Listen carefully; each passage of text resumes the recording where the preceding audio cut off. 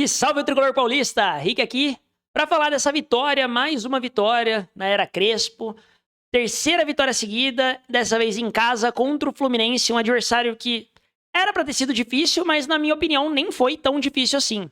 Mas vamos lá, vamos falar desse jogo, vamos falar do que aconteceu, vamos falar dessa vitória, que na minha opinião, mais uma vitória muito importante contra do São Paulo, tá? Contra um adversário direto, uma briga direta ali, por esse meio de tabela, então importantíssima. Mas vamos falar do jogo. Primeira coisa de tudo que mudou, o Enzo entrou como titular, no lugar do Wendel. Não sei se foi por cansaço, não sei se foi por uma opinião técnica mesmo, se foi pensando que de repente o Fluminense poderia começar com o Soteldo ali por aquele lado, né? Enfim, não sei exatamente qual foi a decisão, mas entrou o Enzo. Até aí tudo bem, né? Enzo e o Wendel acho que vão brigar pela vaga. Uma hora um vai ser titular, outra hora vai ser outro.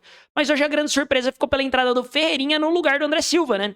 O André Silva foi pro banco, também não sei se teve uma questão cansaço ou se foi só uma opção técnica mesmo, mas eu acho que essa foi uma alteração que já mudou um pouquinho a dinâmica do jogo. E vou falar um pouquinho mais pra frente. Mas, beleza, escalação foi essa.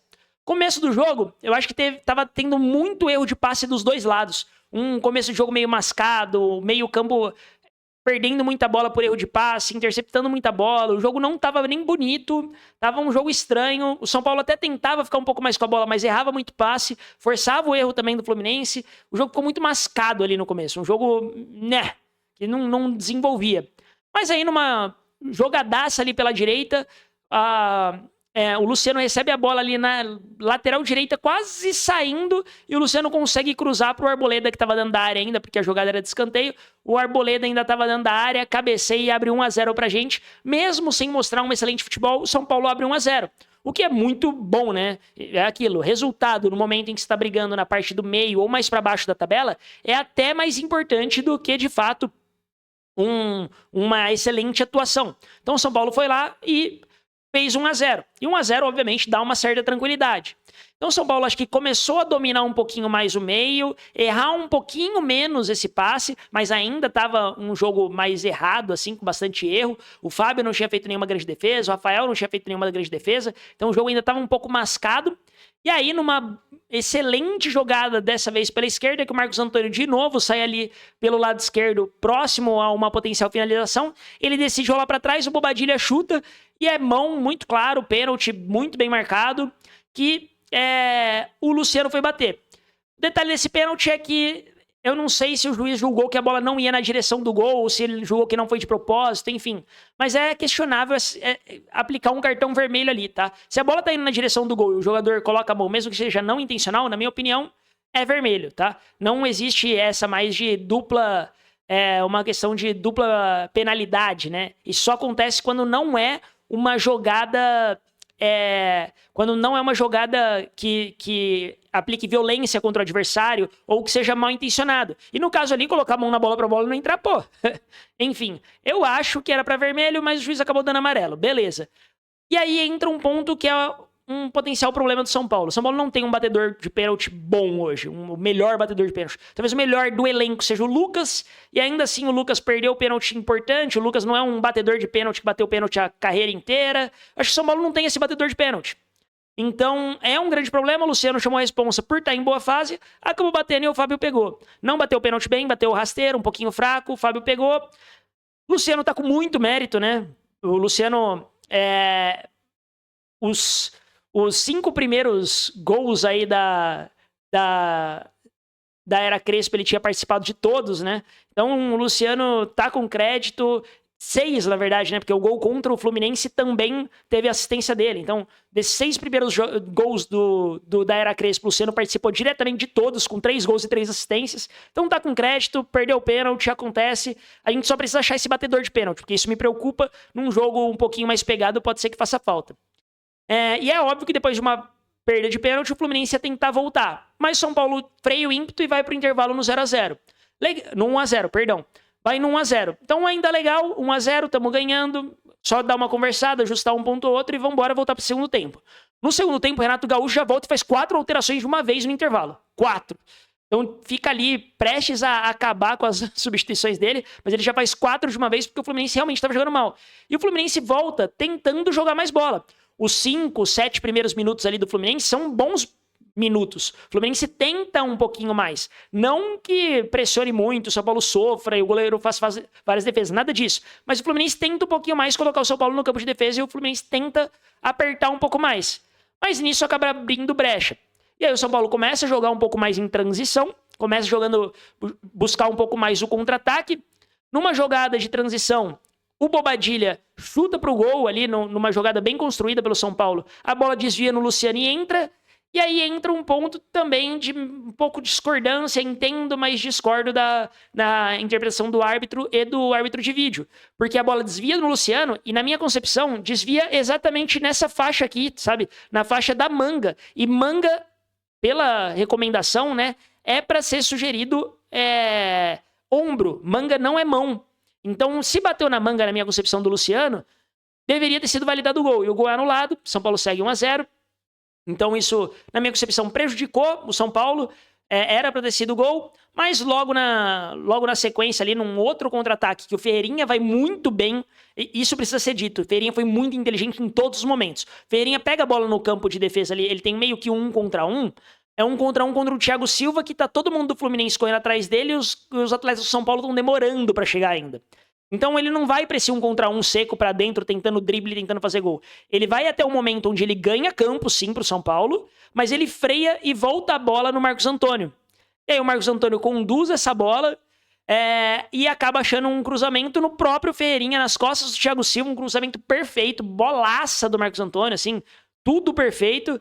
Cruzou, o Ferreirinha faz de cabeça, e aí tem aquela indecisão, se tá na mesma linha, se não tá, se tá um pouco pra frente, um pouco pra trás, enfim. Eu já dei minha opinião aqui sobre o VAR, né? E eu falei isso lá no jogo contra o Palmeiras, que o Vitor Roque talvez estivesse um pouco na frente, talvez estivesse na mesma linha, talvez estivesse um pouco pra trás, enfim, que deram um gol do Palmeiras. A minha opinião sobre impedimento é simples. Quer arrumar um impedimento? Coloca o impedimento semiautomático, que aí não tem erro. Aí você vê por uma unha lá quem tá na frente e quem não tá. Acabou. Enquanto tiver essas linhas sendo traçadas manualmente, por um humano que pode querer ou não colocar um pouquinho mais pra frente, um pouquinho mais pra trás, e isso dá ou não a condição, ou mesma linha, ou dá o impedimento, o VAR nesse sentido é uma merda. É uma merda. Então não adianta. Na minha concepção, se houver dúvida, tem que ser gol. E eu falei isso lá contra o Palmeiras, quando a gente perdeu com o gol do Vitor Roque, tá? Que pra mim tinha que ser validado o gol, porque o VAR, como é uma merda, precisaria ser validado o gol pra que a gente, de fato, não puna, né? Pô, o futebol é gol, né? Futebol, a parte mais impactante do futebol é gol. Então, nesse gol do Ferreirinha, o Ferreirinha fez o gol. Tava praticamente na mesma linha, irmão, gol, sabe? Se não tem uma tecnologia boa que fale exatamente e que tire a prova, né? Se tá ou não impedido, na dúvida, um pouquinho pra lá, um pouquinho pra cá, tem que dar o gol, independentemente do time, tá? Na Premier League, eles até começaram a adotar um tempão atrás a linha mais grossa, né? Pra se uma linha se sobrepusesse a outra, dar o gol. Eu sou favorável a essa ideia enquanto a gente não coloca o semiautomático. Tá? Então, gol validado, gol legal na minha concepção. Se o juiz deu, se o árbitro deu, não adianta a gente achar como por teoria da conspiração que estão querendo ajudar o São Paulo, né? Então, 2-0 São Paulo, o jogo tranquiliza bem, tá? São Paulo, obviamente, né? O Fluminense começa um pouquinho mais pra cima, tentar alguma coisa, mas o São Paulo tá muito bem na marcação. O Fluminense acho que não tinha chutado bola no gol ainda. O Fluminense tava mal ali. Nenhum perigo sendo sofrido, nada. O São Paulo muito, muito, muito tranquilo no jogo. Mas aí numa bola em que tem um cruzamento e o Alan Franco não percebe que ele tá sozinho, né? Ele fica com medo de alguém estar infiltrando nas costas dele. Ele tira a bola de cabeça, a bola sobra na entrada da área e o Samuel acerta o chute da vida dele, né? Samuel Xavier deve ter, sei lá, 10 gols na carreira e um deles foi hoje. É muita felicidade para um atleta, muito azar do São Paulo, um baita de um golaço do Samuel Xavier. Fez o gol, é a vida. E aí, obviamente, o Fluminense ia tentar mais coisa. O Fluminense começa a tentar, começa a ir pra cima. Nisso, o Crespo já tinha tirado o Luciano, já tinha tirado o Ferreirinha. Então, o time tecnicamente piora um pouquinho, né? Entra o André Silva, que acho que até entrou bem. Entra o Tapia, que acaba fazendo o gol. Mas o time tecnicamente piora um pouquinho. Ainda assim, o Rodriguinho, pra mim, entrou muito bem, fez muita diferença no meio-campo. Deu uma dinamicidade diferente, deu um toque a mais pro meio-campo do São Paulo. O Rodriguinho entrando. O Alisson que não se cuide, né? Claro que essa não é a posição do Alisson. O Alisson não é um meia. Hoje ele é um volante, de fato, né? Primeiro ou segundo volante. E ele tá jogando como um meia. Então, o Rodriguinho jogou muito bem hoje e, na minha concepção, passa até merecer, potencialmente, uma titularidade, tá? Rodriguinho muito bem hoje. Tem um gol que ele faz que, se é gol ali, é Puskás.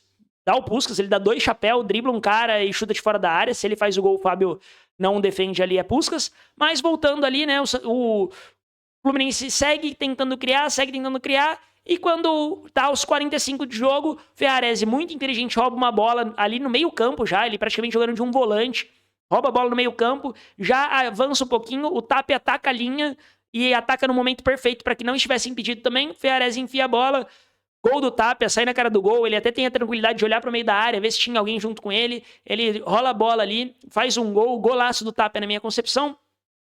Tapia tira do goleiro, coisa que o André Silva não conseguiu fazer uns tempos atrás. 3-1, jogo liquidado. O Rodriguinho teve essa chance depois, né? Que se ele faz o gol ali é Puskás. O Tapia teve um gol bem anulado ali, né? Que o Tapia, acho que é o André que cabeceia pra dentro, o Tapia tá bem impedido. Acho que se o Tapia não encosta, a bola ia pra fora, então, enfim, valia a pena, porque o Tapia não tem olho nas costas pra saber se tinha alguém dando condição.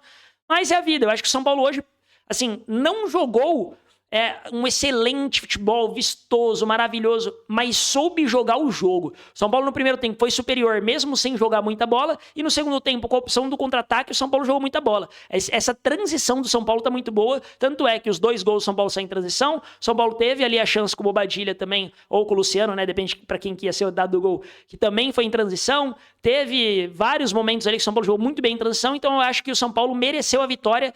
E uma goleada hoje não seria nenhum absurdo, tá? São Paulo faz o quarto, de repente faz até o quinto, não seria um absurdo. São Paulo jogou muito melhor que o Fluminense, que não criou boas oportunidades, não teve muita chance de gol. São Paulo jogou muito melhor, isso precisa ser dito.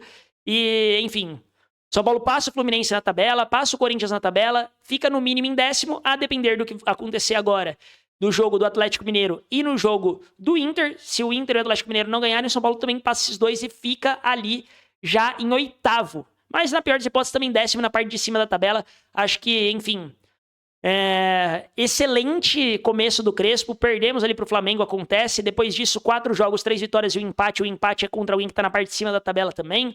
São Paulo vem muito bem e dá aquela tranquilizada para jogar a Copa do Brasil. Porque se o São Paulo chega ali, sei lá, em 16º para jogar a Copa do Brasil, iam querer falar, poupa os jogadores, a gente precisa sair da zona, não sei o quê. Agora em 19º, a depender ali... Passou um mosquito aqui. A depender ali da posição que ficar, o São Paulo já tá na parte de cima da tabela, já não tá mais brigando exatamente por rebaixamento, sabe? Primeiro da zona de rebaixamento tem 14 pontos. O São Paulo já passou ali, então já abriu 2 rodadas pro primeiro da zona de rebaixamento. Então eu acho que tá bem tranquilo, dá pra colocar os titulares, a gente dá pra se dedicar nas Copas, porque agora os próximos 4 meios de semana são Copa, né? É Copa do Brasil, Libertadores. Então o São Paulo... dá pra dar esse olhar mais carinhoso pra Copa, joga com o time titular, creio que o São Paulo faça isso, pega o Atlético Paranaense e esse jogo vai ser na quinta-feira, a gente vai estar aqui em live de novo.